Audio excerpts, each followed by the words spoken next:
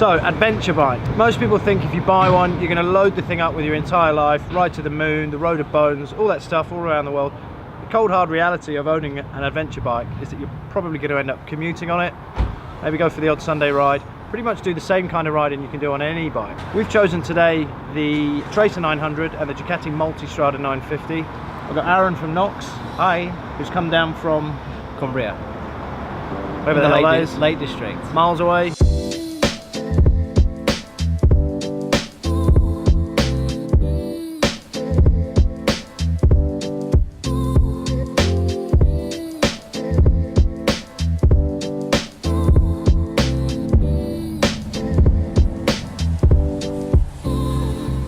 So Aaron, start of the day, you had your pick of the bikes, so you plumped for the bike that looked the easiest to manage, so you went for the Yamaha. Sure. And it was a seat height based decision we were talking about at the petrol station. So how did you feel first couple of miles on the Tracer? Oh, it felt absolutely fantastic, really predictable, really easy to ride, really easy to get used to. The power delivery is just silky smooth, it's dead nimble, feels lightweight. You could just jump on that bike and just ride it with total confidence, in my opinion. And I think one of the key, or one of the strongest points for that bike is definitely that motor, that CP3 triple inline, Sure. 115 horsepower. It's skinny, the revs are easy to get out, like you said, the fueling is really good. I think it makes more riders feel more at home sooner than the layout that the Multistrada has. You know, you were just talking about smoothness, and it just made me think about the suspension on the Multistrada. Oh man, I mean that is like riding a magic carpet. Yeah, it is a super smooth thing, isn't it? Yeah, it really is. Both bikes have got adjustable suspension, but there's just something about the quality of ride that you get on the brakes, on the gas, you know, turning in pretty much everywhere. Ducati suspension, front and rear for me, miles better than the Tracer. Maybe not just the suspension, I don't know if you would agree, but the touch points, everything you touch on Multistrada, it feels like it matches the price. It's a quality product, it's a premium product. 100%. And it's not necessarily taking anything away from the Yamaha or the fact that it's a Japanese bike. It is very, very good at what it does, and it does all of the same kind of things. There's been a little bit more consideration in terms of design and end user experience. Sure, and I have to say that the mirrors on the Multistrada are the best mirrors I've ever had on a motorcycle. So we've discussed earlier when we were chatting at the side of the road about the power. They're both there or thereabouts 115 horsepower.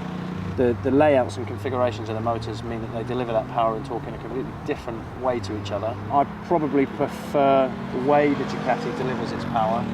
I prefer the package that the Tracer has in general in terms of the kind of riding that I'm into, driving around and doing skids and wheelies. And the question that I could do with answering is the 950 Multistrada worth the premium over the 900 Tracer? But the price is, obviously, it's a factor, it's a consideration.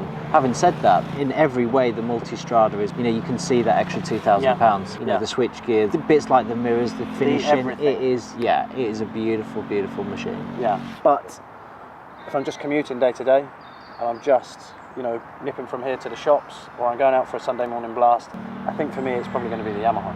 I totally agree. So Aaron, we've got our Knox gloves on the table, and we've both been wearing Knox gear all day, and they seem to suit the nature of adventure bikes perfectly. You work for Knox, and you're about to tell me why, if I put my hands out, this jacket appears in it. Why this lovely jacket that I wear a lot suits that style of bike more than any other. You talk, I'm going to keep fiddling with my jacket. We're really about making great motorcycle products, great protection, great functional gear, but that also looks great. And you know, we've designed our whole collection to match, you know, the most popular bikes. And the beauty is with some of the outerwear that, yes, the one that you're wearing in particular, the All Sports, does tend to match, you know, this kind of all-terrain bike that's an adventure type style, but it also looks great off the bike too.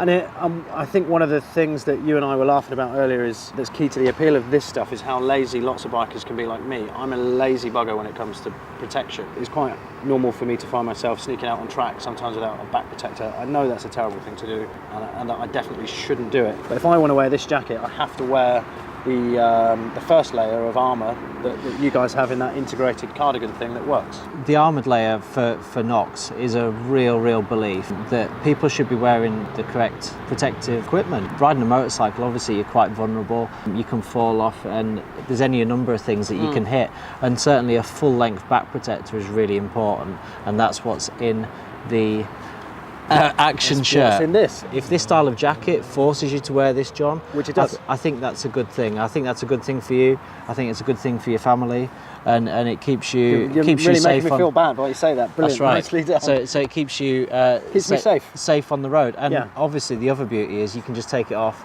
and wear the jacket on its own, Yeah. and they look good, they look great. And there's all the functionality built into these jackets. So when we talk about waterproofing, this is the most waterproofing technology that is available.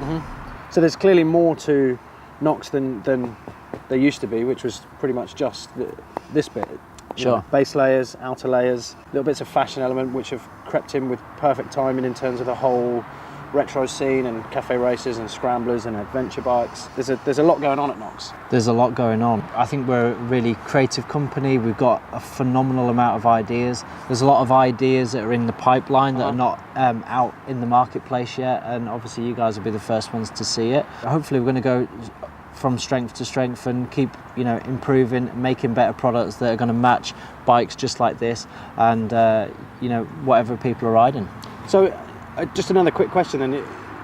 Your range reflects the nature of what the market tells you that you should be making. Sure. So how much can you do in terms of predicting what the market's going to be doing in 5 years? How fluid a business can you be in terms of, changing this design to suit sports bikers if they can't, if suddenly tomorrow everybody wakes up and they want a sports bike again, do you just lop 6 inches off the bottom of this jacket and suddenly it's a sports bike jacket? Or, how quick can you turn things around?